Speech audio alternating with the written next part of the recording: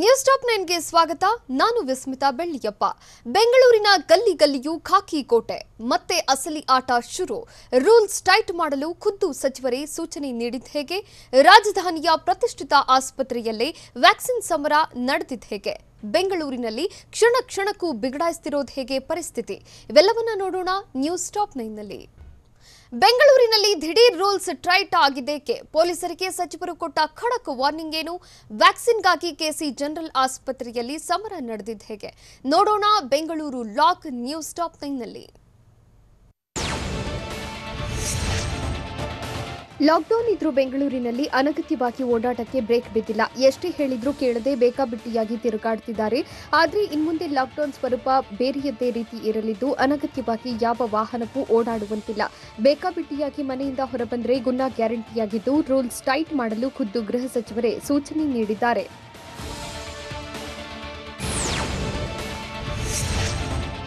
ಪೊಲೀಸರಿಗೆ ಗೃಹ ಸಚಿವ ಬಸವರಾಜ ಬೊಮ್ಮಾಯಿ ಖಡಕ್ ಎಚ್ಚರಿಕೆ ನೀಡಿದ್ದಾರೆ. ಅನಗತ್ಯವಾಗಿ ಓಡಾಡುವ ವಾಹನಗಳನ್ನು ಸೀಸ್ ಮಾಡಿ ವಾಹನಗಳ ಮಾಲೀಕರ ವಿರುದ್ಧ ಕೇಸ್ ದಾಖಲಿಸಿ ಅಂತ ಬೊಮ್ಮಾಯಿ ತಿಳಿಸಿದ್ದಾರೆ. ರಾಜ್ಯದಲ್ಲಿ ಕೊರೋನಾ ಕೇಸ್ಗಳು ಜಾಸ್ತಿಯಾಗ್ತಾ ಇದ್ದು ಜನರು ಕೋವಿಡ್ ನಿಯಮ ಪಾಲನೆ ಮಾಡ್ತಾ ಇಲ್ಲ. ಸಂಪೂರ್ಣ ಲಾಕ್ಡೌನ್ ಇದ್ರೂ ಜನ ಓಡಾಡ್ತಿದ್ದಾರೆ. ಹೀಗಾಗಿ ಲಾಕ್ಡೌನ್ ಯಶಸ್ವಿ, ಪೊಲೀಸರಿಂದ ಮತ್ತಷ್ಟು ಕಠಿಣ ಕ್ರಮ ಕೈಗೊಳ್ಳುತ್ತಿದ್ದಾರೆ.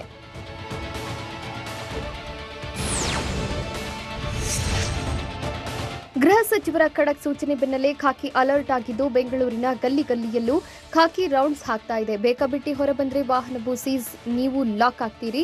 ಕೇಸ್ ಹಾಕೋಕೆ ಖಾಕಿ ಟೀಮ್ ರೆಡಿಯಾಗಿದ್ದು KR market, corporation, KR circle, Yeshwanthpur, majestic ಸೇರಿ ಎಲ್ಲೆಡೆ ಖಾಕಿ ಟೈಟ್ ಕಣ್ಗಾವಲಿದೆ.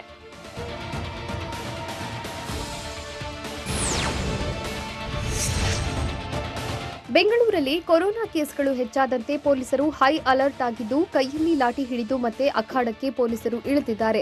ಅನಗತ್ಯ ಓಡಾಟಕ್ಕೆ ಬ್ರೇಕ್ ಹಾಕಲು ಮುಂದಾಗಿರುವ ಪೊಲೀಸರು ಬೆಂಗಳೂರಿನ ಹಲವೆಡೆ ಬಿಗಿ ಕ್ರಮ ಕೈಗೊಂಡಿದ್ದಾರೆ. ನಾಕಾಬಂದಿ ಹಾಕಿ ಎಲ್ಲಾ ವಾಹನಗಳನ್ನು ತಪಾಸಣೆ ಮಾಡ್ತಾ ಇದ್ದು ಸುಖಾಸುಮ್ಮನೆ ರಸ್ತೆಗಿಳಿದ್ರೆ ಲಾಠಿ ಏಟು ಬೀಳಲಿದೆ. ಯಶವಂತಪುರ ಸರ್ಕಲ್ನಲ್ಲಿ ವಾಹನಗಳನ್ನು ತಪಾಸಣೆ ಮಾಡ್ತಿರೋ ಪೊಲೀಸರು ಅನಗತ್ಯವಾಗಿ ಓಡಾಡ್ತಿರೋ ವಾಹನಗಳನ್ನು ಸೀಸ್ ಮಾಡ್ತಿದ್ದಾರೆ.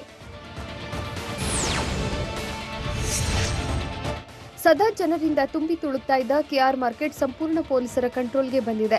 ಸಿಟಿ ಮಾರ್ಕೆಟ್ನಲ್ಲಿ ಜನರ ಸಂಖ್ಯೆ ತಗ್ಗಿದ್ದು ಪೊಲೀಸರು ಹೈ ಅಲರ್ಟ್ ಆಗಿದ್ದಾರೆ. ಬೆಳಗ್ಗೆ 10 ಗಂಟೆವರೆಗೆ ತರಕಾರಿ, ಸೊಪ್ಪು, ಹೂವು, ಹಣ್ಣು ಮಾರಾಟಕ್ಕೆ ಪ್ರತ್ಯೇಕ ವ್ಯವಸ್ಥೆ ಮಾಡಿದ ಪೊಲೀಸರು ಜನರ ಗುಂಪುಗೂಡದಂತೆ ಕಣ್ಗಾವಲಿಟ್ಟಿದ್ರು. ಮಾರ್ಕೆಟ್ ಕ್ಲೋಸ್ ಆಗಿರೋದ್ರಿಂದ ಮಾರ್ಕೆಟ್ ಸುತ್ತಲೂ ತಳ್ಳುವ ಗಾಡಿಗಳ ವ್ಯಾಪಾರಿಗಳು ವ್ಯಾಪಾರ ಮಾಡಿದ್ರು.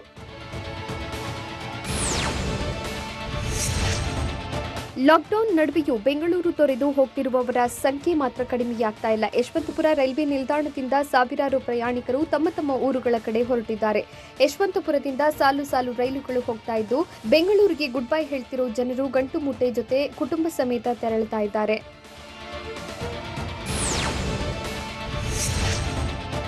ಲಾಕ್ಡೌನ್ ನಡುವೆ ಸಿಲಿಕಾನ್ ಸಿಟಿಯಲ್ಲಿ ವ್ಯಾಕ್ಸಿನ್ಗಾಗಿ ಮತ್ತೆ ಪರದಾಡುವಂತಾಗಿದೆ. ವ್ಯಾಕ್ಸಿನ್ ಪಡೆಯಲು ಸಾಲುಗಟ್ಟಿ ನಿಂತ ನೂರಾರು ಜನರು ಗಲಾಟೆ ಮಾಡಿದ್ದಾರೆ. ಕೆಸಿ ಜನರಲ್ ಆಸ್ಪತ್ರೆಯಲ್ಲಿ 2ನೇ ಡೋಸ್ಗೆ ನೂಕುನುಗ್ಗಲು ಉಂಟಾಗಿತ್ತು. ನೂರಾರು ಜನರು ಸಾಲುಗಟ್ಟಿ ನಿಂತಿದ್ರು. ಹಿಂದಿನ ಬಾಗಿಲಿನಿಂದ ಜನರು ಎಂಟ್ರಿ ಕೊಡ್ತಾ ಇದ್ರು. ಹೀಗಾಗಿ ಆಸ್ಪತ್ರೆಯಲ್ಲಿ ಗಲಾಟೆ ನಡೆದಿದ್ದು ಆಸ್ಪತ್ರೆ ಸಿಬ್ಬಂದಿ ವಿರುದ್ಧ ಸಾರ್ವಜನಿಕರು ಆಕ್ರೋಶ ವ್ಯಕ್ತಪಡಿಸಿದ್ರು. ಕೊನೆಗೆ ಆಸ್ಪತ್ರೆ ಹಿಂದಿನ ಬಾಗಿಲು ಬಂದ್ ಮಾಡಿದ ಪೊಲೀಸರು ಜನರನ್ನ ನಿಯಂತ್ರಿಸಲು ಹರಸಾಹಸ ಪಟ್ಟರು.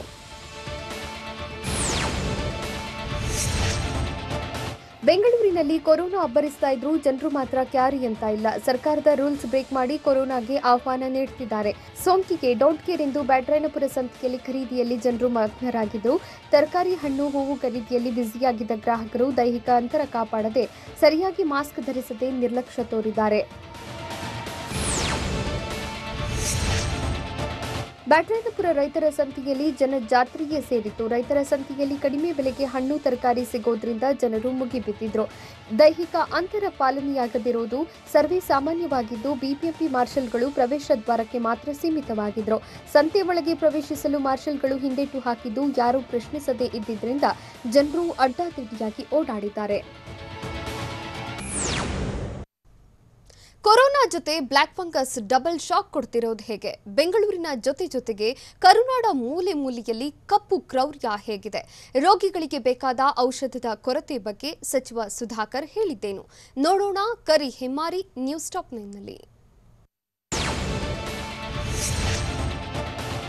ಕೊರೋನಾ ಜೊತೆಗೆ ಬ್ಲಾಕ್ ಫಂಗಸ್ ರಾಜ್ಯದ ಜನರಿಗೆ ಡಬಲ್ ಶಾಕ್ ಕೊಡುತ್ತಿದೆ. ಇದರ ಮಧ್ಯೆ ಬೆಂಗಳೂರಿನ ಬೌರಿಂಗ್ ಆಸ್ಪತ್ರೆಯಲ್ಲಿ ಬ್ಲಾಕ್ ಫಂಗಸ್ಗೆ ನೀಡುವ ಇಂಜೆಕ್ಷನ್ ಖಾಲಿಯಾಗಿದ್ದು ಮತ್ತೊಂದು ಆಘಾತ ನೀಡಿದೆ.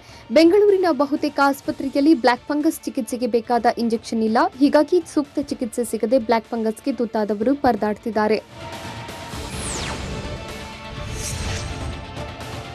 ಬೆಂಗಳೂರಿನ ಬೌರಿಂಗ್ ಆಸ್ಪತ್ರೆಯಲ್ಲಿ 16 ಜನ ಬ್ಲಾಕ್ ಫಂಗಸ್ ರೋಗಿಗಳು ದಾಖಲಾಗಿದ್ದು, ಓರ್ವ ಬ್ಲಾಕ್ ಫಂಗಸ್ ರೋಗಿಗೆ ದಿನವೊಂದಕ್ಕೆ 40 ರಿಂದ 50 ಇಂಜೆಕ್ಷನ್ ಬೇಕಾಗಿದೆ. ಆದರೆ ಆಸ್ಪತ್ರೆಯಲ್ಲಿ 100 ಡೋಸ್ ಇಂಜೆಕ್ಷನ್ ಮಾತ್ರ ಇದ್ದು, ಇಬ್ಬರಿಗೆ ಮಾತ್ರ ಸಾಕಾಗ್ತಾ ಇದೆ. ರಾಜ್ಯ ಸರ್ಕಾರ 1050 ಇಂಜೆಕ್ಷನ್ ಖರೀದಿ ಮಾಡಿದ್ದು, ಈ ಪೈಕಿ ಕಳೆದ ಶನಿವಾರ ಕೇವಲ 450 ಇಂಜೆಕ್ಷನ್ ಮಾತ್ರ ಬಂದಿದೆ.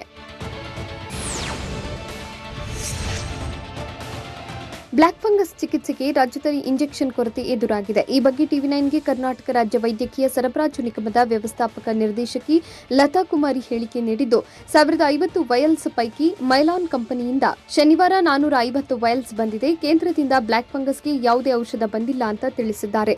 ಅಲ್ಲದೆ ರಾಜ್ಯ ಸರ್ಕಾರದ ನಿರ್ದೇಶನದಂತೆ ಇಂಜೆಕ್ಷನ್ ಖರೀದಿ ಮಾಡುತ್ತೇವೆ ಎಂದು ಹೇಳಿದ್ದಾರೆ.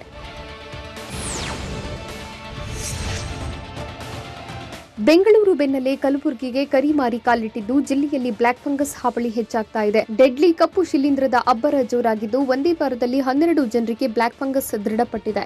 ಕಲಬುರಗಿ ನಗರದ ಖಾಸಗಿ ಮತ್ತು ಜಿಮ್ಸ್ ಆಸ್ಪತ್ರೆಯಲ್ಲಿ ರೋಗಿಗಳಿಗೆ ಚಿಕಿತ್ಸೆ ನೀಡ್ತಾ ಇದ್ದು, ಇಂಜೆಕ್ಷನ್ ಸಿಗದೆ ಪರದಾಡ್ತಾ ಇದ್ದಾರೆ. ಕಲಬುರಗಿಗೆ ಇನ್ನೂ ಇಂಜೆಕ್ಷನ್ ತಲುಪದೇ ಇರೋದ್ರಿಂದ ಕಳೆದ 5 ದಿನಗಳಿಂದ ಸಂಕಷ್ಟಕ್ಕೆ ಸಿಲುಕಿದ್ದಾರೆ.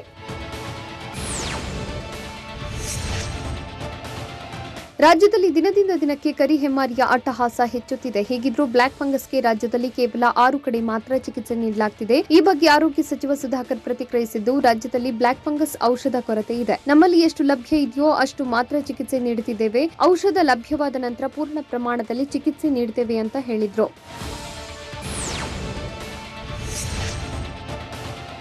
ರಾಜ್ಯದಲ್ಲಿ ಬ್ಲಾಕ್ ಫಂಗಸ್ಗೆ ಕೇವಲ 6 ವಿಭಾಗಗಳಿಗೆ ಆಗುವಷ್ಟು ಮಾತ್ರ ಔಷಧ ಲಭ್ಯವಿದೆ ಅಂತ ಆರೋಗ್ಯ ಸಚಿವ ಸುಧಾಕರ್ ತಿಳಿಸಿದ್ದಾರೆ. ಬೆಂಗಳೂರಿನಲ್ಲಿ ಮಾತನಾಡಿದ ಅವರು, ಮುಂದಿನ ದಿನಗಳಲ್ಲಿ ಎಲ್ಲಾ ಜಿಲ್ಲಾ ಕೇಂದ್ರಗಳಲ್ಲಿ ಚಿಕಿತ್ಸೆ ನೀಡುತ್ತೇವೆ ಎಂದು ಸ್ಪಷ್ಟಪಡಿಸಿದರು. ಅಲ್ಲದೆ ನಾವು ಕೇಂದ್ರ ಸರ್ಕಾರಕ್ಕೆ ಔಷಧ ಆರ್ಡರ್ ಮಾಡಿದ್ದೇವೆ, ಆದರೆ ಅದು ಸಮರ್ಪಕವಾಗಿ ಬಂದಿಲ್ಲ ಅಂತ ಪರೋಕ್ಷವಾಗಿ ಅಸಮಾಧಾನ ವ್ಯಕ್ತಪಡಿಸಿದರು. ಬ್ಲಾಕ್ ಫಂಗಸ್ ಔಷಧಿ ಕೊರತೆ ಬಗ್ಗೆ ಸಚಿವ ಸುಧಾಕರ್ ಒಪ್ಪಿಕೊಂಡಿದ್ದಾರೆ. ಬ್ಲಾಕ್ ಫಂಗಸ್ಗೆ ತುತ್ತಾದ ರೋಗಿಗಳಿಗೆ 40 ರಿಂದ 50 ವಯಲ್ಸ್ ಔಷಧದ ಅಗತ್ಯವಿದೆ. ಆದರೆ ಸದ್ಯ ರಾಜ್ಯದಲ್ಲಿ ಔಷಧಕ್ಕೆ ಕೊರತೆ ಉಂಟಾಗಿದ್ದು, ಒಬ್ಬರಿಗೆ 50 ವಯಲ್ಸ್ ಕೊಡಬೇಡಿ ಅಂತ ನಾನು ವೈದ್ಯರಿಗೆ ಹೇಳಿದ್ದೇನೆ ಅಂತ ಆರೋಗ್ಯ ಸಚಿವ ಸುಧಾಕರ್ ತಿಳಿಸಿದ್ದಾರೆ. ಅಲ್ಲದೆ ಮುಂದಿನ ದಿನಗಳಲ್ಲಿ ಫಂಗಸ್ ಜಾಸ್ತಿಯಾಗಬಹುದು, ಹೀಗಾಗಿ ನಿಯಂತ್ರಣಕ್ಕೆ ಸಮಿತಿ ವರದಿ ಕೊಟ್ಟಿದೆ ಎಂದು ಸುಧಾಕರ್ ತಿಳಿಸಿದರು.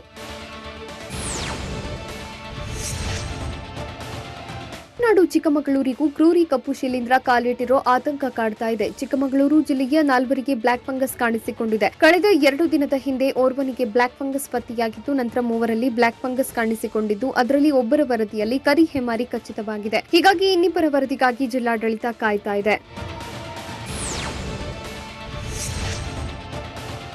ಬ್ಲಾಕ್ ಫಂಗಸ್ ಪತ್ತೆಗೆ ದೆಹಲಿಯ ಏಮ್ಸ್ ಮಾರ್ಗಸೂಚಿ ಹೊರಡಿಸಿದೆ. ಕೊರೋನಾದಿಂದ ಚೇತರಿಸಿಕೊಂಡ ರೋಗಿಗಳಲ್ಲಿ ಬ್ಲಾಕ್ ಫಂಗಸ್ ಕಾಣಿಸಿಕೊಳ್ಳುತ್ತೆ. ಮೂಗಿನಲ್ಲಿ ಕಿರಿಕಿರಿ, ತಲೆನೋವು, ಕಣ್ಣಿನ ನೋವು, ಕಣ್ಣಿನ ಸುತ್ತಲೂ ಊತ, ಡಬಲ್ ದೃಷ್ಟಿ ಕಳೆದುಕೊಳ್ಳುವುದು ಬ್ಲಾಕ್ ಫಂಗಸ್ ಲಕ್ಷಣಗಳು ಎಂದು ಏಮ್ಸ್ ಆಸ್ಪತ್ರೆಯು ತನ್ನ ಮಾರ್ಗಸೂಚಿಯಲ್ಲಿ ಹೇಳಿದೆ. ಬೆಂಗಳೂರಿನಲ್ಲಿ ಮನೆಯಲ್ಲೇ ಮೃತಪಟ್ಟ ಕೊರೋನಾ ಸೋಂಕಿತರೆಷ್ಟು? ಸಚಿವ ಸುಧಾಕರ್ ಉತ್ತರ ಕರ್ನಾಟಕ ಪ್ರವಾಸ ಕೈಗೊಂಡಿದ್ದ ಹೇಗೆ? ಮಗಳ ಚಿಕಿತ್ಸೆಗಾಗಿ ತಂದೆಯೊಬ್ಬ 8 ಕಿಲೋಮೀಟರ್ ನಡೆದುಕೊಂಡೇ ಬಂದಿದ್ದ ಹೇಗೆ? ನೋಡೋಣ ಕೊರೋನಾ ಘಾತ ನ್ಯೂಸ್ ಟಾಪ್ 9ನಲ್ಲಿ. ಜನರ ಪ್ರಾಣದ ಜೊತೆಗೆ ರಾಜ್ಯ ಸರ್ಕಾರ ಚೆಲ್ಲಾಟವಾಡುತ್ತಿದ್ದು, ಡ್ಯಾಮೇಜ್ ಕಂಟ್ರೋಲ್ ಮಾಡೋಕೆ ಜನರ ಜೀವ ಕರೆಸಿತಿದೆ. ಬೆಂಗಳೂರಿನಲ್ಲಿ ಕೊರೋನಾ ಟೆಸ್ಟಿಂಗ್ ಇಳಿಕೆಯಾಗಿದ್ದು, ಸೋಂಕಿತರು ಮನೆಯಲ್ಲೇ ಸಾವಿಗೀಡಾಗ್ತಿದ್ದಾರೆ. ಟೆಸ್ಟ್ ರಿಪೋರ್ಟ್ ಬರೋ ಮುನ್ನವೇ ಮನೆಯಲ್ಲೇ ಅತಿ ಹೆಚ್ಚು ಸೋಂಕಿತರು ಮೃತಪಡ್ತಿದ್ದಾರೆ.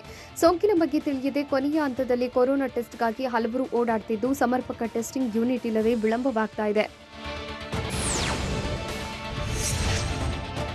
ಬೆಂಗಳೂರಿನಲ್ಲಿ ಮನೆಯಲ್ಲಿಯೇ ಸಾವನ್ನಪ್ಪಿದವರ ಸಂಖ್ಯೆ ಬೆಚ್ಚಿ ಬೀಳುವಂತಿದೆ. ಬೆಡ್ ಸಿಗದೆ, ಚಿಕಿತ್ಸೆ ದೊರಕದೆ, ಸೋಂಕಿನ ಅರಿವಿಲ್ಲದೆ, ಟೆಸ್ಟ್ ಆಗದೆ ಬೆಂಗಳೂರಲ್ಲಿ ಮನೆಯಲ್ಲೇ ಮರಣ ಹೊಂದಿರುವವರ ಸಂಖ್ಯೆ ಭಯಾನಕವಾಗಿದೆ. ಮೇ 2ರಿಂದ ನಿನ್ನೆವರೆಗೂ ಬೆಂಗಳೂರಲ್ಲಿ 778 ಮಂದಿ ಮನೆಯಲ್ಲೇ ಕೊನೆಯುಸಿರೆಳೆದಿದ್ದಾರೆ. ಮೇ 6ರಂದು 52 ಜನ ಮನೆಯಲ್ಲಿ ಮೃತಪಟ್ಟಿದ್ದು, ದಿನದಿಂದ ದಿನಕ್ಕೆ ಈ ಸಂಖ್ಯೆ ಏರುತ್ತಲೇ ಇದೆ. ಮೇ 18ರಂದು 86 ಜನರು ಸಾವಿಗೀಡಾಗಿದ್ದಾರೆ. ಆರೋಗ್ಯ ಸಚಿವ ಸುಧಾಕರ್ 3 ದಿನ ಉತ್ತರ ಕರ್ನಾಟಕ ಪ್ರವಾಸ ಕೈಗೊಂಡಿದ್ದಾರೆ. ಕೊರೋನಾ ಮುನ್ನೆಚ್ಚರಿಕೆ ಕ್ರಮಗಳ ಪರಿಶೀಲನೆಗಾಗಿ ತೆರಳುತ್ತಾ ಇರುವ ಸಚಿವ ಡಾಕ್ಟರ್ ಕೆ ಸುಧಾಕರ್ ತುಮಕೂರು, ಚಿತ್ರದುರ್ಗ, ದಾವಣಗೆರೆ, ಹಾವೇರಿ ಸೇರಿ ಹುಬ್ಬಳ್ಳಿ ಹಾಗೂ ಗದಗ ಪ್ರವಾಸ ಕೈಗೊಂಡಿದ್ದಾರೆ. ಗ್ರಾಮೀಣ ಭಾಗದಲ್ಲಿ ಸೋಂಕು ವ್ಯಾಪಕವಾಗಿ ಹಬ್ಬಿರುವುದರಿಂದ ಗ್ರಾಮೀಣ ಭಾಗದಲ್ಲಿ ಸಚಿವರು ಪರಿಶೀಲನೆ ನಡೆಸಲಿದ್ದಾರೆ.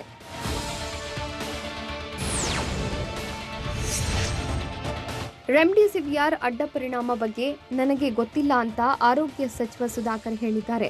ರೆಮ್ಡಿಸಿವಿಯರ್ ಮ್ಯಾಜಿಕಲ್ ಡ್ರಗ್ ಅಲ್ಲ ಎಂದು ಈ ಹಿಂದಕ್ಕೆ ನಾನು ಹೇಳಿದ್ದೆ. ಆದರೆ ಕೆಲವರು ರೆಮ್ಡಿಸಿವಿಯರ್ ತೆಗೆದುಕೊಂಡ್ರೆ ಗುಣಮುಖರಾಗುವ ಭಾವನೆಯಿಂದ ಪಡೆದಿದ್ದಾರೆ. ಮೇ 2ನೇ ವಾರದಿಂದ ಉತ್ಪಾದನಾ ಸಾಮರ್ಥ್ಯ ಹೆಚ್ಚಾಗಿದ್ದು 8 ಕಂಪನಿ 8 ಲಕ್ಷ ವಯಲ್ಸ್ ಉತ್ಪಾದನೆ ಮಾಡ್ತಾ ಇವೆ. ಈಗ 35,000 ವಯಲ್ಸ್ ರೆಮ್ಡಿಸಿವಿಯರ್ ಬಂದಿದೆ ಅಂತ ಸುಧಾಕರ್ ತಿಳಿಸಿದ್ರು. ಬೆಂಗಳೂರಿಗರಿಂದ ಬಡಪಾಯಿ ಜೀವ ಉಳಿದಿದೆ. ದಿಕ್ಕು ದೆಸೆ ಇಲ್ಲದ ವ್ಯಕ್ತಿ ಜೀವವನ್ನ ಸಾರ್ವಜನಿಕರು ಉಳಿಸಿದ್ದಾರೆ. ಬೆಂಗಳೂರಿನ ಬಿಟಿಎಂ ಲೇಔಟ್ 2ನೇ ಹಂತದಲ್ಲಿ ಕೊರೋನಾ ಸೋಂಕಿನಿಂದ ಸೆಕ್ಯೂರಿಟಿ ಗಾರ್ಡ್ ಓಮ್ನಿ ಕಾರಿನಲ್ಲೇ 2 ದಿನದಿಂದ ನರಳಾಡುತ್ತಿದ್ದ ವ್ಯಕ್ತಿಯ ನರಳಾಟ ಕಂಡ ಸ್ಥಳೀಯರಿಂದ ಆರೋಗ್ಯ ಇಲಾಖೆಗೆ ಕರೆ ಮಾಡಿದ್ದು ಇದ್ದ ಸ್ಥಳದಲ್ಲಿಯೇ ಆಕ್ಸಿಜನ್ ಸಮೇತ ಸೋಂಕಿತನಿಗೆ ಟ್ರೀಟ್ಮೆಂಟ್ ನೀಡಿದ್ದಾರೆ. ಬೆಡ್ ಸಿಗದೇ ಇದ್ದಿದ್ದರಿಂದ ಸ್ಥಳದಲ್ಲಿಯೇ 3 ಗಂಟೆಗಳ ಕಾಲ ಆಕ್ಸಿಜನ್ ಪೂರೈಕೆ ಮಾಡಿದ್ದು ಬಳಿಕ ಬೌರಿಂಗ್ ಆಸ್ಪತ್ರೆಗೆ ದಾಖಲಿಸಿದ್ದಾರೆ. ರಾಜ್ಯದಲ್ಲಿ ಕೊರೋನಾ ಅಬ್ಬರಿಸ್ತಾ ಇದೆ. ಹೀಗಿದ್ರೂ ಜನರು ಮಾತ್ರ ಕ್ಯಾರಿ ಎನ್ನುತ್ತಾ ಇಲ್ಲ. ಕೊರೋನಾ ಅಟ್ಟಹಾಸದ ಮಧ್ಯೆ ಓಕುಳಿ ಆಟ ಆಡಿ ರೂಲ್ಸ್ ಬ್ರೇಕ್ ಮಾಡಿದ್ದಾರೆ. ಲಾಕ್ಡೌನ್ಗೂ ತಲೆಕೆಡಿಸಿಕೊಳ್ಳದೆ ಗದಗದ ಬನಹಟ್ಟಿ ಗ್ರಾಮದ ಹನುಮಂತ ದೇವರ ಓಕುಳಿ ಆಡಿದ್ದಾರೆ. ದೇಗುಲದಲ್ಲಿ ಹನುಮಂತ ದೇವರ ಮೂರ್ತಿ ಪ್ರತಿಷ್ಠಾಪನೆ ಮಾಡಿದ್ದು ಕಳಶಾರೋಹಣ ಪ್ರಯುಕ್ತ ಅದ್ದೂರಿಯಾಗಿ ಓಕುಳಿ ಆಡಿದ್ದಾರೆ.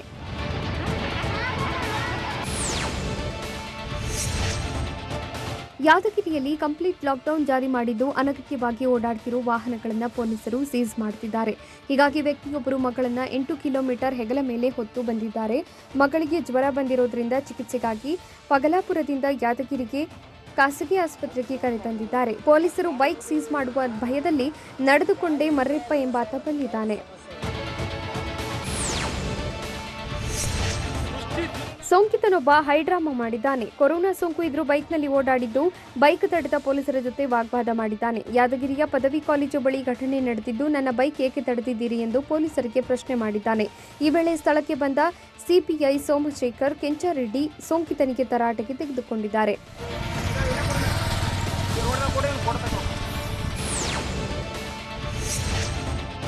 ಲಾಕ್ಡೌನ್ನಿಂದ ತತ್ತರಿಸಿರುವ ವರ್ಗಗಳಿಗೆ ರಾಜ್ಯ ಸರ್ಕಾರ ವಿಶೇಷ ಪ್ಯಾಕೇಜ್ ಘೋಷಣೆ ಮಾಡಿದೆ. ಪರಿಹಾರ ಹಣಕ್ಕೆ ಫಲಾನುಭವಿಗಳು ಸೇವಾ ಸಿಂಧು ಪೋರ್ಟಲ್ ಮೂಲಕ ಅರ್ಜಿ ಸಲ್ಲಿಸಬೇಕಾಗಿದೆ. ಆಧಾರ್ ಕಾರ್ಡ್ನಲ್ಲಿರುವಂತೆ ಹೆಸರು, ವಿಳಾಸ, ಆಧಾರ್ ನಂಬರ್, ಬ್ಯಾಡ್ಜ್ ಸಂಖ್ಯೆ, ರೇಷನ್ ಕಾರ್ಡ್ ಸಂಖ್ಯೆ ನಮೂದಿಸಬೇಕು. ಅರ್ಜಿ ಸಲ್ಲಿಕೆ ಪ್ರಕ್ರಿಯೆ ಬಗ್ಗೆ 1-2 ದಿನಗಳಲ್ಲಿ ರಾಜ್ಯ ಸರ್ಕಾರ ಮಾರ್ಗಸೂಚಿ ಬಿಡುಗಡೆ ಮಾಡಲಿದೆ. ಬೆಂಗಳೂರಿಗೆ ಎದುರಾಗಿರುವ ಮತ್ತೊಂದು ಆಪತ್ತು ಏನು? ರಾಜ್ಯ ಸರ್ಕಾರದ ಆದೇಶವೇ ಕೊರೋನಾ ರೋಗಿಗಳಿಗೆ ಕುತ್ತು ತಂದಿರುವುದು ಹೇಗೆ? ರಾಜ್ಯದಲ್ಲಿ ಆಕ್ಸಿಜನ್ ಕೊರತೆ ಮುಚ್ಚಿಡಲು ರಾಜ್ಯ ಸರ್ಕಾರ ಮಾಡಿದ ಆದೇಶ ಏನು? ನೋಡೋಣ ಆಕ್ಸಿಜನ್ ಹಾಹಾಕಾರ ನ್ಯೂಸ್ ಟಾಪ್ 9ನಲ್ಲಿ. ಕೊರೋನಾ ಹೆಮ್ಮಾರಿ ಜೊತೆಗೆ ಕರುನಾಡಿಗೆ ಮತ್ತೊಂದು ಆಘಾತ ಎದುರಾಗಿದೆ. ಕರ್ನಾಟಕದಲ್ಲಿ ಸೋಂಕಿತರು ಉಸಿರಾಡಲು ಕಷ್ಟಪಡಬೇಕಾದ ಸಂಕಷ್ಟ ಕಾಡ್ತಾ ಇದ್ದು ರಾಜ್ಯದಲ್ಲಿ ಮತ್ತೆ ಆಕ್ಸಿಜನ್ಗೆ ಹಾಹಾಕಾರ ಶುರುವಾಗುವ ಭೀತಿ ಎದುರಾಗಿದೆ. ಬೆಂಗಳೂರು ಸೇರಿದಂತೆ ರಾಜ್ಯದಲ್ಲಿ ಮತ್ತೆ ಆಕ್ಸಿಜನ್ಗೆ ಭಾರೀ ಸಮಸ್ಯೆಯಾಗ್ತಿರೋ ಅನುಮಾನ ಮೂಡಿದ್ದು ಆಕ್ಸಿಜನ್ ವಿಚಾರದಲ್ಲಿ ಸರ್ಕಾರ ಮತ್ತೆ ಮಹಾ ಎಡವಟ್ಟು ಮಾಡಿದಂತಿದೆ. ಬೇಕಾದಷ್ಟು ಆಕ್ಸಿಜನ್ ನೀಡಬೇಕಿದ್ದ ಸರ್ಕಾರ ಮ್ಯಾನೇಜ್ ಮಾಡೋದಕ್ಕೆ ಮುಂದಾಗಿದ್ದು ಸಲಹೆ ನೀಡಬೇಕಿದ್ದ ಸರ್ಕಾರ ಆದೇಶ ಮಾಡಿ ಎಡವಟ್ಟು ಮಾಡಿಕೊಳ್ತಿದೆ. ಬೆಂಗಳೂರು ಸೇರಿ ರಾಜ್ಯದಲ್ಲಿ ಮೆಡಿಕಲ್ ಆಕ್ಸಿಜನ್ ಹಾಹಾಕಾರ ಶುರುವಾಗಿದ್ದು ಮೆಡಿಕಲ್ ಆಕ್ಸಿಜನ್ ಸಿಗದೆ ಆಸ್ಪತ್ರೆಗಳಲ್ಲಿ ರೋಗಿಗಳು ಪರದಾಡುತ್ತಿದ್ದಾರೆ. ಬೆಂಗಳೂರಿನಲ್ಲಿ ನಿತ್ಯ 550 ಮೆಟ್ರಿಕ್ ಟನ್ ಆಕ್ಸಿಜನ್ ಬೇಕಾಗಿದೆ. ಆದರೆ ಈಗ ಬೆಂಗಳೂರಿನಲ್ಲಿ ನಿತ್ಯ 262.57 ಮೆಟ್ರಿಕ್ ಟನ್ ಆಕ್ಸಿಜನ್ ಮಾತ್ರ ಬಳಕೆ ಮಾಡಲಾಗ್ತಿದೆ. ಈಗಾಗಲೇ ಹೊರ ರಾಜ್ಯಗಳಿಂದ ಬೆಂಗಳೂರಿಗೆ ಆಕ್ಸಿಜನ್ ಪೂರೈಕೆ ಮಾಡ್ತಾ ಇದ್ದು ರೈಲ್ವೆ, ಹಡಗು ಮೂಲಕ ಆಕ್ಸಿಜನ್ ಆಮದು ಮಾಡಿಕೊಳ್ಳಲಾಗ್ತಿದೆ. ಆಕ್ಸಿಜನ್ ಹಾಹಾಕಾರಕ್ಕೆ ಸರ್ಕಾರವೇ ಕಾರಣವಾಗುವ ಆತಂಕ ಎದುರಾಗಿದೆ. ಕನಿಷ್ಠ 3 ದಿನಕ್ಕೆ ಆಗುವಷ್ಟು ಆಕ್ಸಿಜನ್ ಸ್ಟಾಕ್ ಇಟ್ಕೊಳ್ಬೇಕು. ಸ್ಟಾಕ್ ಇಟ್ಟುಕೊಳ್ಳದಿದ್ರೆ ಆಸ್ಪತ್ರೆಯವರೇ ಹೊಣೆಯಾಗ್ತಾರೆ ಅಂತ ಆಸ್ಪತ್ರೆಗಳಿಗೆ ರಾಜ್ಯ ಸರ್ಕಾರ ಆದೇಶ ಹೊರಡಿಸಿದೆ. ಆಕ್ಸಿಜನ್ ಕೊರತೆಗೆ ಆಸ್ಪತ್ರೆಯನ್ನೇ ಹೊಣೆ ಮಾಡಲು ಸರ್ಕಾರ ಪ್ಲಾನ್ ಮಾಡಿದ್ದು ಸರ್ಕಾರದ ಈ ಆದೇಶದಿಂದಾಗಿ ಒಳ್ಳೆಯದಕ್ಕಿಂತ ಆಪತ್ತೆ ಹೆಚ್ಚಾಗಿದೆ. ಸ್ಟಾಕ್ ಇಟ್ಕೊಳ್ಬೇಕು ಅಂದ್ರೆ ಸೋಂಕಿತರಿಗೆ ಚಿಕಿತ್ಸೆ ಸಿಗೋದು ಕಷ್ಟವಾಗಲಿದ್ದು ಮೊದಲೇ ಸೂಚನೆ ಕೊಟ್ಟರು ಆಸ್ಪತ್ರೆಯವರು ಕೇಳಿಲ್ಲ ಅಂತ ಸರ್ಕಾರ ಜಾರಿಕೊಳ್ಳಬಹುದಾಗಿದೆ. ಆಕ್ಸಿಜನ್ ಸಪ್ಲೈ ಮಾಡುವುದರಲ್ಲಿ ಸರ್ಕಾರದ ಮಹಾ ಎಡವಟ್ಟು ಮಾಡಿದ್ದು, ಸರ್ಕಾರ ಆದೇಶದಂತೆ ಆಕ್ಸಿಜನ್ ಸ್ಟಾಕ್ ಆಧಾರದ ಮೇಲೆ ಸೋಂಕಿತರನ್ನ ಅಡ್ಮಿಟ್ ಮಾಡಿಕೊಳ್ಳಲಾಗುತ್ತಿದೆ. ಆಕ್ಸಿಜನ್ ಪ್ರಮಾಣಕ್ಕೂ ಸೋಂಕಿತರ ಪ್ರಮಾಣಕ್ಕೂ ತಾಳೆ ಹಾಕಿ ದಾಖಲಾತಿ ಮಾಡುತ್ತಿದ್ದಾರೆ. ಸರ್ಕಾರದ ಈ ಆದೇಶದಿಂದಲೇ ರಾಜ್ಯದಲ್ಲಿ ಸಂಕಷ್ಟ ಶುರುವಾಗಿದೆ.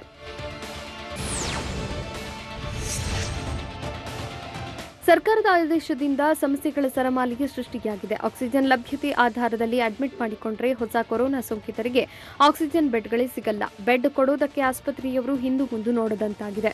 ಅಲ್ಲದೆ ಆಕ್ಸಿಜನ್ ಪೂರೈಕೆ ಬಗ್ಗೆಯೂ ಲೆಕ್ಕಾಚಾರ ಹಾಕಬೇಕಾಗಿದ್ದು, ಬೆಡ್ ಖಾಲಿ ಇದ್ರೂ ಆಕ್ಸಿಜನ್ ಸಿಗೋದಿಲ್ಲ ಅಂತ ಬೆಡ್ ನೀಡಿಲ್ಲ. ಚಿಕಿತ್ಸೆ ಕೊಡೋದಕ್ಕೆ ವೈದ್ಯರು, ನರ್ಸ್ ಇದ್ರೂ ರೋಗಿಗಳಿಗೆ ಬೆಡ್ ಸಿಕ್ಕಿಲ್ಲ.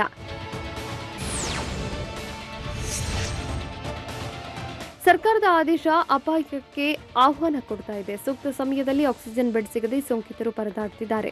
ಆಕ್ಸಿಜನ್ 3 ದಿನಕ್ಕೆ ಮಾತ್ರ ಸಾಕಾಗುತ್ತೆ ಅಂತ ಹೊಸಬರಿಗೆ ಅಡ್ಮಿಟ್ ಮಾಡಿಕೊಳ್ಳಲ್ಲ. ಈಗಿರೋ ಸೋಂಕಿತರಿಗೆ ಬೆಡ್ ಬೇಕು ಅಂತ ಸುಮ್ಮನಾಗಬಹುದು. ಹೀಗಾಗಿ ಆಸ್ಪತ್ರೆಯಲ್ಲಿ ಅಡ್ಮಿಟ್ ಆಗದೆ ಸೋಂಕಿತರು ಮತ್ತಷ್ಟು ನರಳಾಡಬೇಕಾಗುತ್ತೆ. ರಾಜ್ಯ ಸರ್ಕಾರ ಎಡವಟ್ಟಿನಿಂದ ಬೆಂಗಳೂರಿಗೆ ಗಂಡಾಂತರ ಕಾದಿದೆ. ತೀವ್ರ ಉಸಿರಾಟದ ಸಮಸ್ಯೆ ಇರೋರಿಗೆ ಆಕ್ಸಿಜನ್ ಸಿಗದಂತಾಗೋ ಆತಂಕ ಕಾಡ್ತಾ ಇದೆ. ಸರ್ಕಾರ 3 ದಿನ ಸ್ಟಾಕ್ ಮೇಂಟೈನ್ ಮಾಡಬೇಕು ಅಂತ ಹೇಳಿದೆ. ಹೀಗಾಗಿ ಈಗಾಗಲೇ ಚಿಕಿತ್ಸೆ ಪಡೆದಿರೋರಿಗೆ ಇಂತಿಷ್ಟೇ ಆಕ್ಸಿಜನ್ ಕೊಡಬೇಕಾಗುತ್ತೆ. ಆದರೆ ಪ್ರತಿ ನಿಮಿಷಕ್ಕೆ 10 ಲೀಟರ್ ಬೇಕಾದ ವ್ಯಕ್ತಿಗೆ 15 ಲೀಟರ್ ಬೇಕಾದರೆ ನೀಡೋದು ಹೇಗೆ? ಏಕಾಏಕಿ 5 ಲೀಟರ್ ಹೆಚ್ಚು ಮಾಡಿ ಆಕ್ಸಿಜನ್ ಖಾಲಿಯಾದರೆ ಏನ್ ಗತಿ ಅನ್ನೋದು ಪ್ರಶ್ನೆಯಾಗಿದೆ.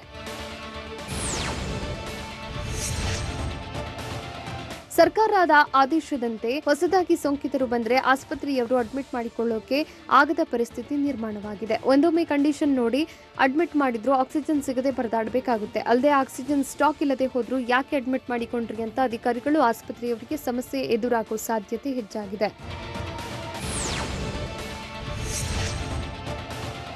ಆಕ್ಸಿಜನ್ ಬೆಡ್ ಬಗ್ಗೆ ಸರ್ಕಾರವೇ ಎಡವಟ್ಟು ಆದೇಶ ಹೊರಡಿಸಿದ್ದು, ಆಕ್ಸಿಜನ್ ಕೊರತೆ ಮುಚ್ಚಿಡಲು ಈ ರೀತಿ ಹೇಳಿದ್ಯಾ ಅನ್ನೋ ಅನುಮಾನ ಮೂಡಿದೆ. ರಾಜ್ಯಕ್ಕೆ ಪ್ರಸ್ತುತ ಆಕ್ಸಿಜನ್ ಅವಶ್ಯಕತೆ ತುಂಬಾ ಇದೆ. ಆದರೆ ರಾಜ್ಯಕ್ಕೆ ಕೇಂದ್ರದಿಂದ ನಿರೀಕ್ಷಿತ ಮಟ್ಟದಲ್ಲಿ ಆಕ್ಸಿಜನ್ ಸಪ್ಲೈ ಇಲ್ಲ. ಹೈಕೋರ್ಟ್ ಚಾಟಿ ಬೀಸಿದ ಬಳಿಕ ಒಂದು ಹಂತಕ್ಕೆ ಕೇಂದ್ರ ಸರ್ಕಾರ ಆಕ್ಸಿಜನ್ ಪೂರೈಕೆ ಮಾಡ್ತಾ ಇದೆ. ಸದ್ಯ ಗ್ರಾಮೀಣ ಭಾಗದಲ್ಲೂ ಸೋಂಕು ಏರಿಕೆಯಾಗ್ತಿರೋದ್ರಿಂದ ಆತಂಕ ಹೆಚ್ಚಾಗಿದ್ದು, ಬೆಂಗಳೂರಿನಲ್ಲಿ ಮತ್ತೆ ಆಕ್ಸಿಜನ್ ಕೊರತೆ ಭೀತಿ ಎದುರಾಗಿದೆ. ಬೆಂಗಳೂರು ಸೇರಿದಂತೆ ರಾಜ್ಯದಲ್ಲಿ ಮೆಡಿಕಲ್ ಆಕ್ಸಿಜನ್ ಕೊರತೆ ಎದುರಾಗಿದೆಯಾ? ರಾಜ್ಯಕ್ಕೆ ನಿತ್ಯ ಎಷ್ಟು ಮೆಟ್ರಿಕ್ ಟನ್ ಮೆಡಿಕಲ್ ಆಕ್ಸಿಜನ್ ಬೇಕೆಂದು ರಾಜ್ಯ ಸರ್ಕಾರ ಕೇಂದ್ರದ ಮುಂದೆ ಬೇಡಿಕೆ ಇಟ್ಟಿದೆ. ಕರ್ನಾಟಕದಲ್ಲೇ ಮೆಡಿಕಲ್ ಆಕ್ಸಿಜನ್ ಕೊರತೆ ಇದ್ರೂ ಬೇರೆ ರಾಜ್ಯಗಳಿಗೆ ಆಕ್ಸಿಜನ್ ಪೂರೈಕೆ ಆಗ್ತಿರೋದೆಷ್ಟು? ನೋಡೋಣ ಆಕ್ಸಿಜನ್ ಆಪತ್ತು ನ್ಯೂಸ್ ಟಾಪ್ 9ನಲ್ಲಿ. ಕೊರೋನಾ ಆರ್ಭಟದ ಮಧ್ಯೆ ಬೆಂಗಳೂರು ಸೇರಿದಂತೆ ರಾಜ್ಯದಲ್ಲಿ ಆಕ್ಸಿಜನ್ ಹಾಹಾಕಾರ ಎದುರಾಗಿದೆ. ಆಕ್ಸಿಜನ್ ಸಿಗದೆ ಆಸ್ಪತ್ರೆಗಳಲ್ಲಿ ರೋಗಿಗಳು ಪರದಾಡ್ತಾ ಇದ್ದು, ಪ್ರಾಣವಾಯುಗಾಗಿ ಸೋಂಕಿತರು ವಿಲವಿಲನೆ ಒದ್ದಾಡ್ತಿದ್ದಾರೆ. ಆಕ್ಸಿಜನ್ ಹಾಹಾಕಾರಕ್ಕೆ ಬ್ರೇಕ್ ಹಾಕಲು ಸರ್ಕಸ್ ಮಾಡ್ತಿರೋ ಸರ್ಕಾರ ಸೋಂಕಿತರ ಸಂಖ್ಯೆ ತಗ್ಗಿಸಿ ಆಕ್ಸಿಜನ್ ಅಭಾವ ತಗ್ಗಿಸಿತಾ ಅನ್ನೋ ಅನುಮಾನ ಮೂಡಿದೆ. ಕೊರೋನಾ ಸೋಂಕಿತರಿಗೆ ಅತ್ಯಗತ್ಯವಾಗಿ ಬೇಕಾಗಿರೋ ಮೆಡಿಕಲ್ ಆಕ್ಸಿಜನ್ಗೆ ಕೊರತೆ ಉಂಟಾಗಿದೆ. ಬೆಂಗಳೂರು ಸೇರಿದಂತೆ ಇಡೀ ರಾಜ್ಯಕ್ಕೆ ಪ್ರತಿನಿತ್ಯ 800ರಿಂದ 900ರಷ್ಟು ಮೆಟ್ರಿಕ್ ಟನ್ ಮೆಡಿಕಲ್ ಆಕ್ಸಿಜನ್ ಅವಶ್ಯಕತೆ ಇದೆ. ಆದರೆ ಇನ್ನು 70ರಿಂದ 80 ಮೆಟ್ರಿಕ್ ಟನ್ ಆಕ್ಸಿಜನ್ ಇದೆ. ಮೆಡಿಕಲ್ ಆಕ್ಸಿಜನ್ ಕೊರತೆ ನೀಗಿಸಲು ಕೇಂದ್ರ ಸರ್ಕಾರದ ಮೊರೆ ಹೋಗಿದ್ದ ರಾಜ್ಯ ಸರ್ಕಾರ ಪತ್ರ ಬರೆದಿತ್ತು. ಹೆಚ್ಚು ಆಮ್ಲಜನಕ ನೀಡುವಂತೆ ಕೇಂದ್ರಕ್ಕೆ ರಾಜ್ಯ ಬೇಡಿಕೆ ಇಟ್ಟಿತ್ತು. ತಜ್ಞರು ಮತ್ತು ಸದ್ಯದ ಪರಿಸ್ಥಿತಿಯನ್ನಾಧರಿಸಿ ಪ್ರತಿನಿತ್ಯ 1471 ಮೆಟ್ರಿಕ್ ಟನ್ ಆಕ್ಸಿಜನ್ ಬೇಕೆಂದು ಕೇಂದ್ರಕ್ಕೆ ಡಿಮ್ಯಾಂಡ್ ಇಟ್ಟಿತ್ತು. ಹೀಗಿದ್ರೂ ರಾಜ್ಯದಲ್ಲಿ ಆಕ್ಸಿಜನ್ ಸಮಸ್ಯೆ ಮಾತ್ರ ನೀಗಿಲ್ಲ. ಕೊರೋನಾ ಸೋಂಕಿತರು ಆಕ್ಸಿಜನ್ಗಾಗಿ ಪರದಾಡ್ತಾ ಇದ್ದು, ಬೇಕಾದಷ್ಟು ಆಕ್ಸಿಜನ್ ಪೂರೈಕೆಯಾಗದಿದ್ರೆ ದೊಡ್ಡ ಅಪಾಯ ಕಟ್ಟಿಟ್ಟ ಬುತ್ತಿಯಾಗಿದೆ. ಬೇಕಾದಷ್ಟು ಆಕ್ಸಿಜನ್ ಸಿಗದಿದ್ರೆ ಬೆಂಗಳೂರಲ್ಲಿ ದೊಡ್ಡ ದುರಂತ ಎದುರಾಗಲಿದೆ. ಸದ್ಯ ರಾಜ್ಯಕ್ಕೆ 700ರಿಂದ 800 ಮೆಟ್ರಿಕ್ ಟನ್ನಷ್ಟು ಆಕ್ಸಿಜನ್ ಪೂರೈಕೆಯಾಗ್ತಿದೆ ಎನ್ನಲಾಗ್ತಿದೆ. ಆದರೆ ಇನ್ನು ಹೆಚ್ಚು ಕೃತಕ ಆಕ್ಸಿಜನ್ ಕರ್ನಾಟಕಕ್ಕೆ ಬೇಕಿದ್ದು, ಬೇಕಾದಷ್ಟು ಆಕ್ಸಿಜನ್ ಸಪ್ಲೈ ಆಗದಿದ್ರೆ ಬಹುದೊಡ್ಡ ಆಪತ್ತು ಕಾದಿದೆ. ಆಕ್ಸಿಜನ್ ಹಾಹಾಕಾರ ಎದುರಾಗಿದ್ರೂ ಸರ್ಕಾರ ಮತ್ತೊಂದು ಎಡವಟ್ಟು ಮಾಡಿದ್ದು, ಬೆಂಗಳೂರು ಸೇರಿ ಇಡೀ ರಾಜ್ಯಕ್ಕೆ ಮತ್ತೊಂದು ಮಹಾ ಗಂಡಾಂತರ ಎದುರಾಗಿದೆ. ರಾಜ್ಯದಲ್ಲಿ ಉತ್ಪಾದನೆಯಾಗಿರೋ ಆಕ್ಸಿಜನ್ ಬೇರೆ ರಾಜ್ಯಕ್ಕೆ ಸಪ್ಲೈ ಮಾಡಲಾಗ್ತಿದೆ. ರಾಜ್ಯದಿಂದ ತೆಲಂಗಾಣಕ್ಕೆ 145 ಮೆಟ್ರಿಕ್ ಟನ್ ಆಕ್ಸಿಜನ್ ಸಪ್ಲೈ ಆಗ್ತಾ ಇದ್ದು, ಆಂಧ್ರಕ್ಕೆ 63 ಮೆಟ್ರಿಕ್ ಟನ್, ಮಹಾರಾಷ್ಟ್ರಕ್ಕೆ 40 ಮೆಟ್ರಿಕ್ ಟನ್ ಪೂರೈಕೆ ಮಾಡ್ತಾ ಇದೆ. ರಾಜ್ಯದಲ್ಲಿ ಮೆಡಿಕಲ್ ಆಕ್ಸಿಜನ್ಗಾಗಿ ಹಾಹಾಕಾರ ಶುರುವಾಗಿದ್ರೂ ಬೇರೆ ರಾಜ್ಯಗಳಿಗೆ ಪೂರೈಕೆ ಮಾಡಲಾಗ್ತಿದೆ. ತೆಲಂಗಾಣ, ಆಂಧ್ರ, ಮಹಾರಾಷ್ಟ್ರಕ್ಕೆ ಆಕ್ಸಿಜನ್ ಸಪ್ಲೈ ಮಾಡ್ತಿದ್ದಾರೆ. ಹೀಗಾಗಿ ಕೇಂದ್ರ ಸರ್ಕಾರಕ್ಕೆ 1471 ಮೆಟ್ರಿಕ್ ಟನ್ ಸಪ್ಲೈಗೆ ರಾಜ್ಯ ಸರ್ಕಾರದಿಂದ ಮನವಿ ಮಾಡಲಾಗಿತ್ತು. ಮೇ 1ರಿಂದ ರಾಜ್ಯಕ್ಕೆ 1471 ಮೆಟ್ರಿಕ್ ಟನ್ ಆಕ್ಸಿಜನ್ ಸಪ್ಲೈಗೆ ಮನವಿ ಮಾಡಿದ್ರು. ಕೇಂದ್ರ ಸರ್ಕಾರ ಕರ್ನಾಟಕಕ್ಕೆ ಬೇಡಿಕೆಗಿಂತ ಕೇಂದ್ರ ಸರ್ಕಾರದಿಂದ ಕಡಿಮೆ ಆಕ್ಸಿಜನ್ ಪೂರೈಕೆ ಮಾಡ್ತಾ ಇದೆ. ದಿನನಿತ್ಯ 800 ಮೆಟ್ರಿಕ್ ಟನ್ನಷ್ಟು ಮಾತ್ರ ಕಳಿಸುತ್ತಿದೆಯಂತೆ. 1200 ಮೆಟ್ರಿಕ್ ಟನ್ ಆಕ್ಸಿಜನ್ ಪೂರೈಕೆಗೆ ಕೇಂದ್ರಕ್ಕೆ ಹೈಕೋರ್ಟ್ ಆದೇಶ ಮಾಡಿತ್ತು. ಹೀಗಿದ್ರೂ ರಾಜ್ಯಕ್ಕೆ ಕಡಿಮೆ ಆಕ್ಸಿಜನ್ ಪೂರೈಕೆ ಮಾಡ್ತಾ ಇದ್ದು ಸೋಂಕಿತರು ಆಕ್ಸಿಜನ್ಗಾಗಿ ಪರದಾಡುವಂತಾಗಿದೆ. ರಾಜ್ಯದಲ್ಲಿ ಉತ್ಪಾದಿಸುವ ಆಕ್ಸಿಜನ್ ಇಲ್ಲೇ ಬಳಕೆಗೆ ಕೇಂದ್ರ ಸರ್ಕಾರ ಒಪ್ಪಿಗೆ ನೀಡುವ ಸಾಧ್ಯತೆ ಇದ್ದು 2 ದಿನಗಳಲ್ಲಿ ಕೇಂದ್ರ ಅಧಿಕೃತ ಆದೇಶ ಹೊರಡಿಸುವ ಭರವಸೆ ಇದೆ. ಜೊತೆಗೆ ರಾಜ್ಯಕ್ಕೆ ಇನ್ನೂ ಹೆಚ್ಚಿನ ಆಮ್ಲಜನಕ ನಿಗದಿಗೊಳಿಸುವ ನಿರೀಕ್ಷೆ ಇದೆ. ರಾಜ್ಯದಲ್ಲಿ ಉತ್ಪಾದನೆಯಾಗುವ ಆಕ್ಸಿಜನ್ ಇಲ್ಲೇ ಬಳಕೆಗೆ ಕೇಂದ್ರ ಸಚಿವರಾದ ಪಿಯೂಷ್ ಗೋಯಲ್, ಪ್ರಹ್ಲಾದ್ ಜೋಶಿ, ಸದಾನಂದ ಗೌಡ ಜೊತೆ ರಾಜ್ಯ ಸರ್ಕಾರ ಮಾತುಕತೆ ನಡೆಸಿದ್ದು ಹಲವು ಬಾರಿ ಪತ್ರಗಳನ್ನು ಬರೆದಿದೆ. ರಾಜ್ಯಕ್ಕೆ ನಿತ್ಯ 1400ರಿಂದ 1700 ಮೆಟ್ರಿಕ್ ಟನ್ನಷ್ಟು ಆಕ್ಸಿಜನ್ ಅವಶ್ಯಕತೆ ಇದೆ. ಹೀಗಾಗಿ ಇನ್ನೊಂದು ವಾರದಲ್ಲಿ 320 ಧ್ರುವೀಕೃತ ಆಮ್ಲಜನಕ ರವಾನೆ ಮಾಡುವ ನಿರೀಕ್ಷೆಗಳಿವೆ. ಕಳೆದ 7 ದಿನಗಳಲ್ಲಿ ರಾಜ್ಯದಲ್ಲಿ ಸರಾಸರಿ 880 ಮೆಟ್ರಿಕ್ ಟನ್ನಷ್ಟು ಮೆಡಿಕಲ್ ಆಕ್ಸಿಜನ್ ಬಳಕೆ ಮಾಡಿದ್ದು ಮಂಗಳವಾರ 66.7 ಮೆಟ್ರಿಕ್ ಟನ್ನಷ್ಟು ಆಮ್ಲಜನಕ ಕೊರತೆ ಉಂಟಾಗಿತ್ತು. ಹಾಸನದಲ್ಲಿ ಲಾಕ್ಡೌನ್ಗೆ ಇವತ್ತು ಎಂಥ ಪ್ರತಿಕ್ರಿಯೆ ವ್ಯಕ್ತವಾಗಿದೆ? ಬಳ್ಳಾರಿ, ಚಿಕ್ಕಬಳ್ಳಾಪುರ, ಶಿವಮೊಗ್ಗ, ಚಿಕ್ಕಮಗಳೂರು ಜಿಲ್ಲೆಗಳು ಇವತ್ತು ಹೇಗೆ ಸ್ತಬ್ಧವಾಗಿವೆ? ಕೊಡಗಿನಲ್ಲಿ ಪೊಲೀಸರು ಕಟ್ಟೆಚ್ಚರ ವಹಿಸಿದ್ದು ಹೇಗೆ? ನೋಡೋಣ ಜಿಲ್ಲೆಗಳಿಗೆ ಬೀಗ ನ್ಯೂಸ್ ಟಾಪ್ 9ನಲ್ಲಿ. ಜಿಲ್ಲೆಗಳಲ್ಲಿ ಸೋಂಕು ವ್ಯಾಪಕವಾಗಿ ಹರಡುತ್ತಿರುವುದರಿಂದ ಜಿಲ್ಲಾಡಳಿತಗಳು ಬಿಗಿ ಕ್ರಮಕ್ಕೆ ಮುಂದಾಗಿವೆ. ಹಾಸನದಲ್ಲೂ ಸಂಪೂರ್ಣ ಲಾಕ್ಡೌನ್ ಜಾರಿಯಾಗಿದ್ದು ಜನರಿಂದ ಉತ್ತಮ ಪ್ರತಿಕ್ರಿಯೆ ವ್ಯಕ್ತವಾಗಿದೆ. ಜನ ಮನೆಯಿಂದ ಆಚೆ ಬರ್ತಿಲ್ಲ, ಸಂಚಾರವಿಲ್ಲದೆ ರಸ್ತೆಗಳು ಬಿಕೋ ಎನ್ನುತ್ತಿವೆ. ಇನ್ನು ವಾರದಲ್ಲಿ 3 ದಿನ ಮಾತ್ರ ಅಗತ್ಯ ವಸ್ತುಗಳ ಖರೀದಿಗೆ ಅವಕಾಶ ಮಾಡಿಕೊಡಲಾಗಿದೆ. ಹಾಲು ಖರೀದಿ ಮತ್ತು ವೈದ್ಯಕೀಯ ಸೇವೆಗಳಿಗೆ ವಿನಾಯಿತಿ ಇದೆ. ಕೊರೋನಾ ಸೋಂಕು ಹೆಚ್ಚಿರುವುದರಿಂದ ಬಳ್ಳಾರಿ ಜಿಲ್ಲೆಯಲ್ಲಿ ನಿನ್ನೆಯಿಂದಲೇ ಸಂಪೂರ್ಣ ಲಾಕ್ಡೌನ್ ಜಾರಿಯಾಗಿದೆ. ಅಗತ್ಯ ವಸ್ತು ಖರೀದಿಗೂ ಅವಕಾಶ ನೀಡಿಲ್ಲ. ಜೊತೆಗೆ ಜನರ ಸಂಚಾರಕ್ಕೂ ನಿರ್ಬಂಧ ಹೇರಿದ್ದು ಮೆಡಿಕಲ್ ಎಮರ್ಜೆನ್ಸಿ ಮತ್ತು ಹಾಲು ಮಾರಾಟಕ್ಕೆ ಮಾತ್ರ ಅವಕಾಶ ನೀಡಲಾಗಿದೆ. ಲಾಕ್ಡೌನ್ ನಿಯಮ ಉಲ್ಲಂಘನೆಯಾಗದಂತೆ ಕಠಿಣ ಕ್ರಮ ಜರುಗಿಸಲಾಗಿದೆ. ಕೊರೋನಾ ಸೋಂಕು ಹರಡುವುದನ್ನು ತಡೆಗಟ್ಟಲು ಚಿಕ್ಕಬಳ್ಳಾಪುರ ಜಿಲ್ಲಾಡಳಿತ ಕಂಪ್ಲೀಟ್ ಲಾಕ್ಡೌನ್ ಅಸ್ತ್ರ ಪ್ರಯೋಗಿಸಿದೆ. ಜಿಲ್ಲೆಯಾದ್ಯಂತ ಇಂದಿನಿಂದ 4 ದಿನಗಳ ಕಾಲ ಲಾಕ್ಡೌನ್ ಜಾರಿ ಮಾಡಲಾಗಿದೆ. ಬೆಳಗ್ಗೆ 6 ಗಂಟೆಯಿಂದ 10 ಗಂಟೆವರೆಗೂ ಮಾತ್ರ ಹಾಲಿನ ಬೂತ್ ತೆರೆಯಲು ಅವಕಾಶ ನೀಡಿದ್ದು ವೈದ್ಯಕೀಯ ಸೇವೆಗಳಿಗೆ ಮಾತ್ರ ವಿನಾಯಿತಿ ಸಿಕ್ಕಿದೆ. ಹೀಗಾಗಿ ಜನರಿಲ್ಲದೆ ಚಿಕ್ಕಬಳ್ಳಾಪುರ ನಗರ ರಸ್ತೆಗಳು ಬೇಕು ಎನ್ನುತ್ತಿವೆ. ಚಿಕ್ಕಬಳ್ಳಾಪುರ ಜಿಲ್ಲೆಯು 4 ದಿನ ಸಂಪೂರ್ಣ ಲಾಕ್ ಆಗ್ತಿದೆ. ವೈದ್ಯಕೀಯ ಸೇವೆಗೆ ಅವಕಾಶ ಇದ್ದು ಮೊದಲೇ ಅನುಮತಿ ಪಡೆದಿದ್ದ ಮದುವೆಗಳಿಗೆ ಮಾತ್ರ ವಿನಾಯಿತಿ ನೀಡಲಾಗಿದೆ. ಬಾಗೇಪಲ್ಲಿ ಹಾಗೂ ಚಿಂತಾಮಣಿ ಟೊಮ್ಯಾಟೊ ಮಾರುಕಟ್ಟೆಗೂ ಅವಕಾಶ ಸಿಕ್ಕಿದೆ. ನಿಯಮ ಪಾಲನೆ ಆಗುವಂತೆ ಕಟ್ಟುನಿಟ್ಟಿನ ಕ್ರಮ ಕೈಗೊಳ್ಳಲು ಚಿಕ್ಕಬಳ್ಳಾಪುರ ಜಿಲ್ಲಾಧಿಕಾರಿ ಲತಾ ಆರ್ ಪೊಲೀಸರಿಗೆ ಸೂಚನೆ ನೀಡಿದ್ದಾರೆ. ಚಿಕ್ಕಮಗಳೂರು ಜಿಲ್ಲೆಯಲ್ಲೂ ಕೊರೋನಾ ಸೋಂಕು ಹೆಚ್ಚುತ್ತಿರುವುದರಿಂದ ಕಂಪ್ಲೀಟ್ ಲಾಕ್ಡೌನ್ ಜಾರಿಯಾಗಿದೆ. ಇಂದಿನಿಂದ ಮೇ 24ರವರೆಗೆ ಸಂಪೂರ್ಣ ಬಂದ್ ಆಗಲಿದೆ. ಕಟ್ಟಡ ಕಾಮಗಾರಿ, ವಾಹನ ಸಂಚಾರಕ್ಕೂ ಬ್ರೇಕ್ ಹಾಕಲಾಗಿದೆ. ತುರ್ತು ಸೇವೆಗಳಿಗೆ ಮಾತ್ರ ಅನುಮತಿ ಇದ್ದು ಬೆಳಗ್ಗೆ 10 ಗಂಟೆವರೆಗೆ ಮಾತ್ರ ಅಗತ್ಯ ವಸ್ತುಗಳನ್ನು ಕೊಳ್ಳಲು ಅವಕಾಶ ಮಾಡಲಾಗಿದೆ. ಮೇ 24ರವರೆಗೂ ಅಂಗಡಿ ಮುಂಗಟ್ಟುಗಳು ಕೂಡ ಸಂಪೂರ್ಣ ಬಂದ್ ಆಗಿರಲಿವೆ. ಕೊಡಗು ಜಿಲ್ಲೆಯಾದ್ಯಂತ ಪೊಲೀಸ್ ಪಡೆ ಕಟ್ಟೆಚ್ಚರ ವಹಿಸಿ ಲಾಕ್ಡೌನ್ ನಿಯಮ ಪಾಲನೆ ಆಗುವಂತೆ ಕ್ರಮ ಕೈಗೊಳ್ಳಲಾಗ್ತಾ ಇದೆ. ಕಂಪ್ಲೀಟ್ ಲಾಕ್ಡೌನ್ನಲ್ಲಿ ಬೆಳಗ್ಗೆ 6ರಿಂದ 10 ಗಂಟೆವರೆಗೆ ಮಾತ್ರ ಹಾಲು, ಪೇಪರ್ ಸೇವೆ ಲಭ್ಯವಿದ್ದು ವಾರದಲ್ಲಿ 4 ದಿನ ಕಠಿಣ ಲಾಕ್ಡೌನ್ ಜಾರಿಯಲ್ಲಿದೆ. ಸೋಮವಾರ, ಬುಧವಾರ, ಶುಕ್ರವಾರ ಮಾತ್ರ ಅಗತ್ಯ ವಸ್ತುಗಳ ಖರೀದಿಗೆ ಜಿಲ್ಲಾಡಳಿತ ಅವಕಾಶ ನೀಡಿದೆ. ಚಾಮರಾಜನಗರ ಜಿಲ್ಲೆಯಲ್ಲಿ ಇಂದಿನಿಂದ ಸಂಪೂರ್ಣ ಲಾಕ್ಡೌನ್ ಜಾರಿಯಾಗಿದೆ. ಸತತ 4 ದಿನಗಳ ಕಾಲ ಚಾಮರಾಜನಗರ ಸಂಪೂರ್ಣ ಲಾಕ್ ಆಗಿರಲಿದೆ.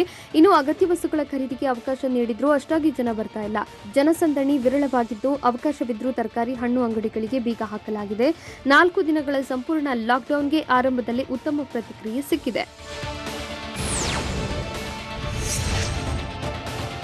ಕೊರೋನಾ ನಿಯಂತ್ರಣಕ್ಕೆ ಜಿಲ್ಲೆಗಳು ಲಾಕ್ಡೌನ್ ತಂತ್ರ ಬಳಸಲಾಗ್ತಾ ಇದೆ. ಯಾದಗಿರಿ ಜಿಲ್ಲೆ ಸಂಪೂರ್ಣ ಲಾಕ್ ಆಗಿದೆ. ಲಾಕ್ಡೌನ್ನ 2ನೇ ದಿನವಾದ ಇಂದು ಜಿಲ್ಲೆಯಾದ್ಯಂತ ಕಠಿಣ ಕ್ರಮ ಜರುಗಿಸಲಾಗಿದೆ. ಮನೆಯಿಂದ ಹೊರಬಾರದೆ ಯಾದಗಿರಿ ಮಂದಿ ಲಾಕ್ಡೌನ್ಗೆ ಸಹಕಾರ ನೀಡಿದ್ದಾರೆ. ಬೆಳ್ಳಂಬೆಳಗ್ಗೆ ಯಾದಗಿರಿ ಎಸ್ಪಿ ಸಿಬಿ ವೇದಮೂರ್ತಿ ಮಫ್ತಿಯಲ್ಲಿ ಫೀಲ್ಡ್ಗಿಳಿದು ಪರಿಶೀಲನೆ ನಡೆಸಿದರು. ಕೊಪ್ಪಳ ಜಿಲ್ಲೆಯಲ್ಲಿ ಲಾಕ್ಡೌನ್ ಜಾರಿಯಾಗಿ 4 ದಿನ ಆಗಿದೆ. ಸಂಪೂರ್ಣ ಲಾಕ್ಡೌನ್ನಿಂದಾಗಿ ಕೊಪ್ಪಳ ಸಂಪೂರ್ಣ ಸ್ತಬ್ಧವಾಗಿದೆ. ಕೊಪ್ಪಳ ಡಿವೈಎಸ್ಪಿ ಗೀತಾ ಫೀಲ್ಡ್ಗಿಳಿದು ಪರಿಶೀಲನೆ ನಡೆಸಿದ್ದಾರೆ. ನಗರದಲ್ಲಿ ವಾಹನ ಸಂಚಾರ ವಿರಳವಾಗಿದ್ದು, ವಾಹನ ತಪಾಸಣೆಗಿಳಿದ ಖಾಕಿ ಪಡೆ ಅನಗತ್ಯವಾಗಿ ಓಡಾಟಕ್ಕೆ ಬ್ರೇಕ್ ಹಾಕಿದೆ. ಟೆನ್ನಿಸ್ ಪ್ರಾಕ್ಟೀಸ್ ವೇಳೆ ಸಾನಿಯಾಗೆ ಪುತ್ರ ಸಾಥ್ ಕೊಟ್ಟಿದ್ದು ಹೇಗೆ? ಕ್ರಿಕೆಟ್ ಪ್ರೇಮಿಗಳಿಗೆ ಐಪಿಎಲ್ ಮುಂದೂಡಿಕೆ ಜೊತೆ ಎದುರಾದ ಮತ್ತೊಂದು ಶಾಕ್ ಏನು? ಮಾನವೀಯತೆ ಮೆರೆದಿದ್ದು ಹೇಗೆ ಕ್ಯಾಪ್ಟನ್ ವಿರಾಟ್ ಕೊಹ್ಲಿ? ನೋಡೋಣ ಎಂಟರ್ಟೈನ್ಮೆಂಟ್ ನ್ಯೂಸ್ ಟಾಪ್ 9ನಲ್ಲಿ. ಟೆನ್ನಿಸ್ ತಾರೆ ಸಾನಿಯಾ ಮಿರ್ಜಾ ಟೆನ್ನಿಸ್ ಅಭ್ಯಾಸ ಮಾಡುವ ವೇಳೆ 2 ವರ್ಷದ ಪುತ್ರ ಇಜಾನ್ ನೆರವಾಗ್ತಿರುವ ಕ್ಯೂಟ್ ವಿಡಿಯೋವೊಂದು ವೈರಲ್ ಆಗ್ತಾ ಇದೆ. ಅಭ್ಯಾಸದ ವೇಳೆ ಸಾನಿಯಾಗೆ ಪುತ್ರ ಚೆಂಡನ್ನು ಎತ್ತಿಕೊಡುತ್ತಿರುವ ವಿಡಿಯೋ ನೆಟ್ಟಿಗರ ಮನಗೆದ್ದಿದೆ.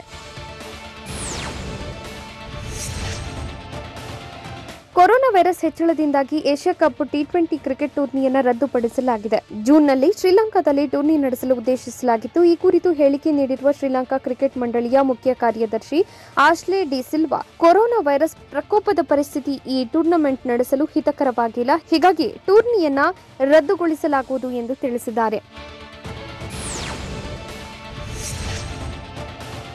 ಕೊರೋನಾ ವೈರಸ್ ಸೋಂಕಿನಿಂದ ಬಳಲ್ತಾ ಇದ್ದ ಭಾರತದ ಮಾಜಿ ಮಹಿಳಾ ಕ್ರಿಕೆಟ್ ಕೆಎಸ್ ಶ್ರಾವಂತಿ ನಾಯ್ಡು ಅವರ ತಾಯಿಯ ಚಿಕಿತ್ಸೆಗೆ ಕ್ಯಾಪ್ಟನ್ ವಿರಾಟ್ ಕೊಹ್ಲಿ ನೆರವಾಗಿದ್ದಾರೆ.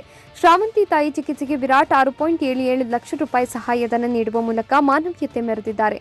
ತಾಯಿಯ ಚಿಕಿತ್ಸೆಗಾಗಿ ನೆರವು ನೀಡಬೇಕೆಂದು ಶ್ರಾವಂತಿ ಬಿಸಿಸಿಐ ಹೈದರಾಬಾದ್ ಕ್ರಿಕೆಟ್ ಸಂಸ್ಥೆಗೆ ಮನವಿ ಮಾಡಿದ್ರು.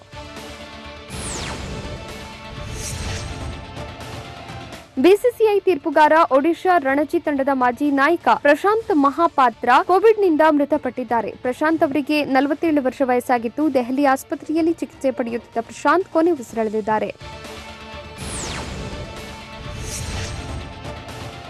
ಇಂಗ್ಲೆಂಡ್ ಹಾಗೂ ಆಸೀಸ್ ನಡುವಿನ ಪ್ರತಿಷ್ಠಿತ ಆಶಸ್ ಟೆಸ್ಟ್ ಸರಣಿಯ ವೇಳಾಪಟ್ಟಿಯನ್ನ ಕ್ರಿಕೆಟ್ ಆಸ್ಟ್ರೇಲಿಯಾ ಬಿಡುಗಡೆ ಮಾಡಿದೆ. ಡಿಸೆಂಬರ್ 8ರಂದು ಗಬಾ ಮೈದಾನದಲ್ಲಿ ಮೊದಲ ಟೆಸ್ಟ್ ಪಂದ್ಯ ನಡೆಯಲಿದೆ. ಜನವರಿ 14ಕ್ಕೆ ಪರ್ತ್ನಲ್ಲಿ 5ನೇ ಟೆಸ್ಟ್ ನಡೆಯಲಿದೆ. ಇದಾಗಿತ್ತು ಈ ಹೊತ್ತಿನ ಸುದ್ದಿ. ನಿರಂತರ ಸುದ್ದಿಗಾಗಿ ನೋಡ್ತಾ ಇರಿ TV9.